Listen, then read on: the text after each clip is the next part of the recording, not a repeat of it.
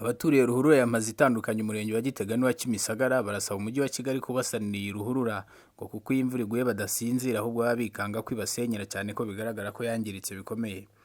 Aba ni bamwe mu bo twaganiriye. Ingenge dufite ni uko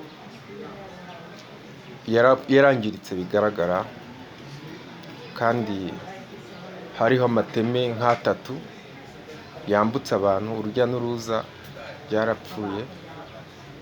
Twifuzaga ko hari icyo leta yakora tukareba ko Gitega na Kimisagara bakongera kwegerana, kuko bisaba kuzunguruka ukajya guca kuri poroviya kugira ngo ubashe kugera Nyabugogo.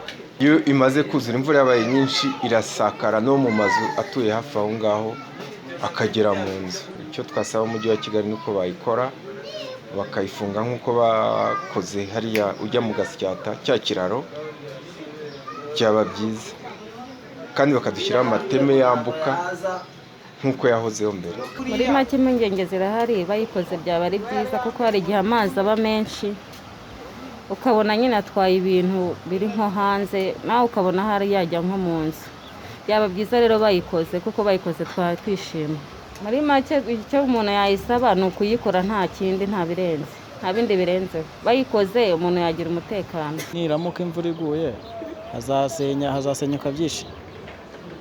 Ubwo rero urumva nyine turashaka ubufasha bwo kugira ngo badufashe nyine ko badukorera neza iyi ruhurura.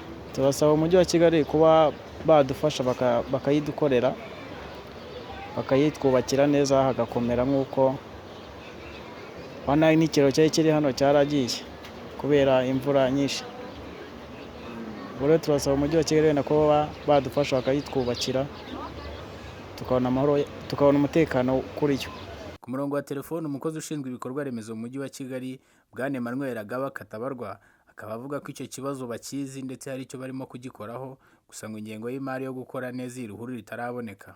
Nibyo koko ruhurura yamaze igihe ifite utubazo aho yagiye yangirika, ariko bitewe n'uburemere bw'ukuntu yangiritse, ubu ngubu turacyashakisha amafaranga yo kuba twayitana. Tutarabona ingengo y'imari ihagije, ariko turacyaganira na minisiteri ndetse n'abandi bireba kugira ngo badushakire amafaranga. Turizera yuko naboneka tuzatangira, ariko hagati aho tugenda tureba utwo dushoboye kuba twatana tukadutanaho, twizera yuko tuzabona amafaranga ahagije tukayubaka mu buryo burambye, nk'uko ubona igice cyayo cyo hepfo turimo kucyubaka. Sinzi niba uhazi. Yego. Hariya hepfo Nyabugogo urabona ko twubaka, noneho tukubaka muri Petero na Rume, uburyo amazi aho aziye uko yaba angana kose ataduteza ikibazo. Ni kuriya twifuza rero kubaka kurinda tugera ruguru, ariko birumvikana ntabwo turabona amafaranga ahagije.